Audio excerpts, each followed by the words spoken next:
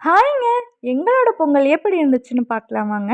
இது எங்க அப்பார்ட்மெண்ட்டுக்கு கீழ வாசல்ல கோலம் போட்டிருந்தோம். ஸ்டென்சில்ஸ் வச்சு தான் போட்டிருந்தோம். பெரிய ரிஸ்க்கெல்லாம் ஒன்றும் எடுக்கலைங்க. அடுத்தது எங்கள் வீட்டு வாசலில் காலையில் 4 மணிக்கு எழுந்திரிச்சு கோலமெல்லாம் போட்டு தோரணமெல்லாம் கட்டியாச்சு. அடுப்படியும் நல்லா தொடச்சி விட்டு கோலம் போட்டு பொங்கலுக்கும் எல்லாம் ரெடி பண்ணியாச்சு. சூப்பராக 2 பொங்கலுமே எனக்கு பொங்கிடுச்சுங்க. அந்த அன்றைக்கி நான் சக்கரை பொங்கல், வெண்பொங்கல் 2மே பண்ணியிருந்தேன். ஃபர்ஸ்ட்டு சக்கரை பொங்கலுக்கும் முந்திரி திராட்சையெல்லாம் நெய்யில் நல்லா வறுத்து போட்டு கிளறி சக்கரை பொங்கல் ரெடி பண்ணியாச்சு. அதுக்கடுத்தது அப்படியே கையோட வெண்பொங்கலும் ரெடி ஆயிடுச்சுங்க. நெக்ஸ்ட்டு எல்லா காயுமே போட்டு சாம்பாரும் பண்ணியாச்சு.